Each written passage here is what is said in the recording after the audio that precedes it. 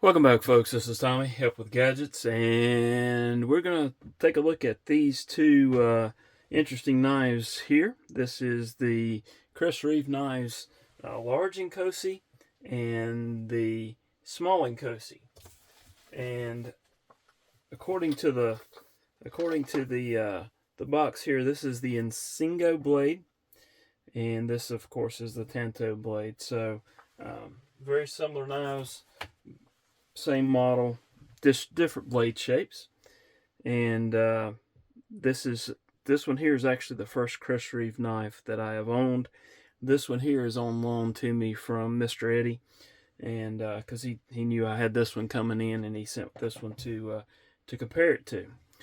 So let's get into a little bit of the specs of it, and then we'll go from there. All right, so for the small Inkosi, the blade is, I would say, about 2 3/4 inches. You've got an overall length of a little bit less than actually 6.5 inches. On the large Inkosi, looks like we've got about 3.5 inch on the blade and about 8, maybe almost 8 1/4. Let's see if I can line it up on this. Yeah, maybe 8.5. No, about 8 1/4. Just a little bit less than 8 1/4. Can't read the instrument today. All right, so let's look at the weight. Let's get the handy dandy scale out and make sure that you can see that. For the small, including a lanyard. This one didn't come with a lanyard, and I tied it with some lanyard that I have. So that is what it is, because I'm not a great lanyard tire. All right, let me check and make sure that's about 2.95 ounces on the small, and then on the large we're looking at about 4.85 or 4.8. It went down. All right, so 2.95 on the small and 4.8 on the large. All right, let's go ahead and get this out of the way. Let's go ahead and do some size comparisons, and I'll try to do this in the best possible way. I'll try to lay them inside of these two. Let's scoot this over here just a little bit. All right, let's go with the American Blade Works Model 1, another American-made knife, and let's go with the Fintiso Atlas. All right, put those to the side. Actually, the American Blade Works is going back in the pocket. Let's look at the Kaiser Militao and the Bergblades Sweeney. So you can see those two. Let's look at a couple more flipper knives. Let's look at, well, that's not a flipper. CJRB Feldspar is a thumb stud knife.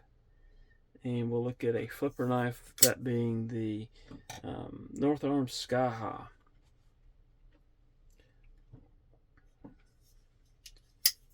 Alright, get those two out of the way. Let's look at a couple of Benchmades, and again, a couple more American-made knives. That is the Benchmade Osborne 940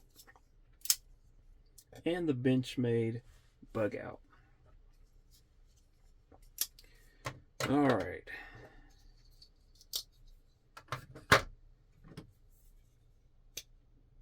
Got the QSB Penguin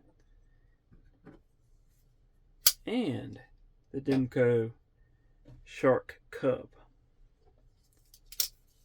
Let's keep it in the budget realm for a moment. Let's go ahead and look at the Miguron Morial and the CJRB Pyrite.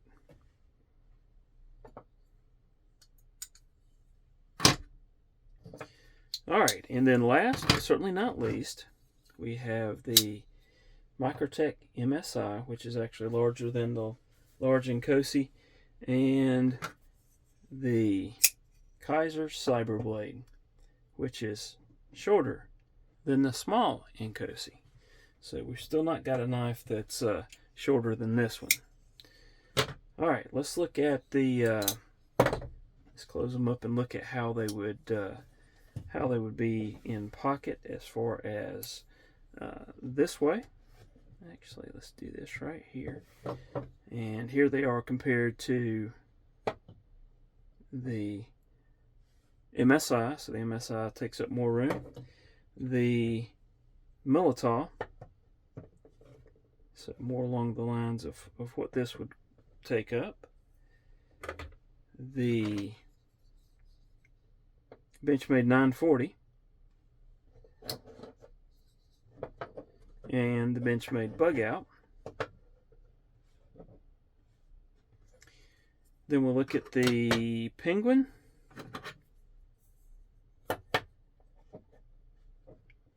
And let's do the Pyrite. So there you have it, just a few comparisons.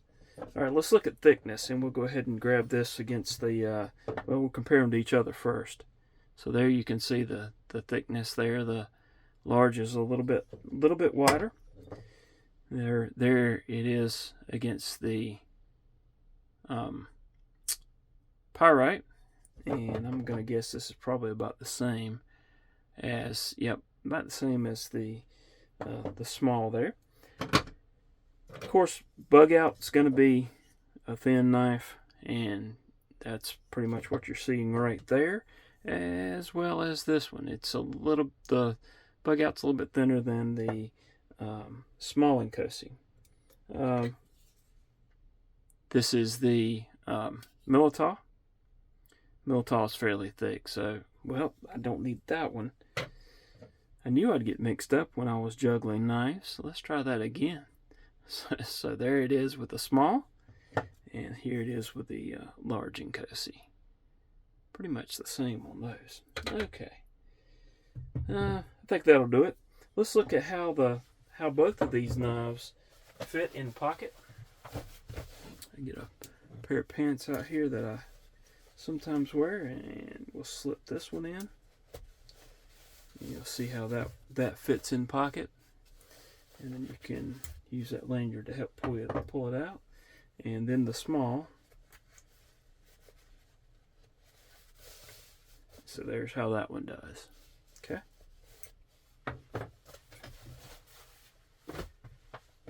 All right. So the blade steel, I believe this one is Magna Cut. Let me double check that right here.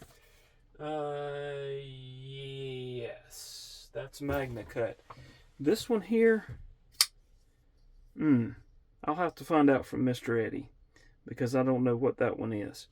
I do know that this one, the smaller one, is what's called the glass blasted, and I think this is something else, and I'll probably need to put that up on the screen as well. So I'll put the blade steel and the finish there. But this one's glass blasted, and it's both of them have like a stone wash finish on the blades, which I really like. Both of them have not a lanyard hole, but a lanyard pin there. That's what appears to be what it's made for. Most of these come with them, and so there you have that.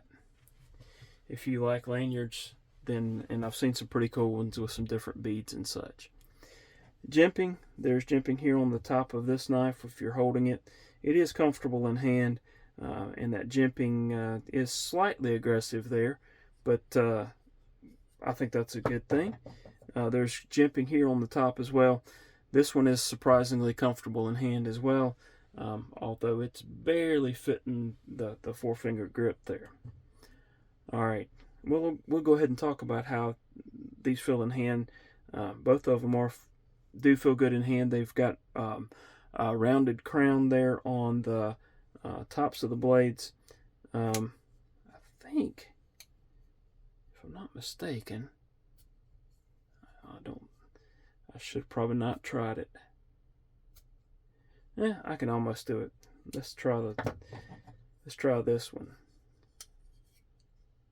You can almost top flip or front flip them. Yeah, so I was able to do that one, but that's not how they were intended to do. All right, so we can slide into the opening methods as well. We'll talk about how they fit in hand when we get later on down in the review. So opening methods, of course, the thumb stud, and they do work well enough for that. Well, I just cleaned this one, and probably don't have it worked in good yet, but and then I demonstrated the front flipping action a while ago. Price on these, I'll have to put that up on the screen as well, because I'm not that familiar with these knives. So I think, well, I'm not even gonna guess because I'd probably be wrong. So let me flash that up on the screen as well. There's probably gonna be quite a few flashes up of different specs that I don't know the answer to. Detent on this one is fairly light. I think it would stand to be a little bit stiffer, but I'm going to let Mr. Eddy take a look at that and see if he wants to adjust that one. This one's the detent on this one's pretty good. It feels really good. Lockup blade play, no, but they're running on washers, and they're solid. You can see there with the lockup on that one and the lockup on that one. So both of them are good. Scale materials on both of them are titanium for the scales with the micarta. This is not a soft micarta. This is kind of a hard micarta. You've got the inlays on this side as well as this side. The pocket clip, you saw how that worked. It's not the easiest in and out of pocket. This one isn't. This one's fairly so, but I think it may be the different finish. This is a smoother finish than this one here. And again, this one has the micarta inlays, and just notice how that micarta goes around that pocket clip. So very well, lots of details with the knife is what I'm trying to get at. And then micarta on the inlays on this side as well. Both of these fitting in pocket. If you have to reach your hand in, you're not going to shred your hand up on these trying to get in and get something else out. In hand, they're comfortable. Both of them are in various grips. I wouldn't say the most comfortable. The pocket clip's a little bit of a spot for me on this particular knife. But unless you're just going to be holding the knife and doing a lot of cutting with it, which is probably not going to be the case, or it might be, just keep that in mind. But this is some good craftsmanship. I give it that. To be honest, not my favorite knife. It's just not. It's not the kind of knife that I would normally reach for. But I do like the opportunity to experience them, and I've got some friends that really like them, and one of them actually sent me a t-shirt. So I had a Chris Reeves Knives t-shirt before I had a Chris Reeves knife. And then there was some interesting happenings at Blade Show at the Chris Reeve booth, but that's neither here nor there. I still appreciate the opportunity to take a look at these particular knives and be able to experience them and put them through their paces. So, long story short, these are very nice knives, but these are not ones that I necessarily recommend because they're not my normal knife.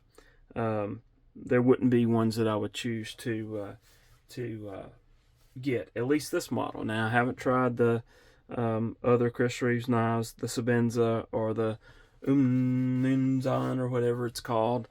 So my mind might change if I really liked one of those other ones. So there you have it. Not every knife that I review is going to be one that I like, or there's going to be problems with knives, is what I'm trying to get at. And some of those problems are just in my opinion. So I want to put that out as that's the way I desire to do the review. If I don't like something with a knife, I want to be able to say that, hey, I don't like this, or this could have been done better in my opinion, or this is just not the kind of knife I prefer. And in this case, this is a very well done knife by a USA company. It's just not my type of knife. So hopefully that made sense. Leave a comment. Let me know what you think in the comments down below. Hit that like button, subscribe, all that good stuff. Appreciate you watching. Hope to see you again soon. Thank you, and have a wonderful rest of your day.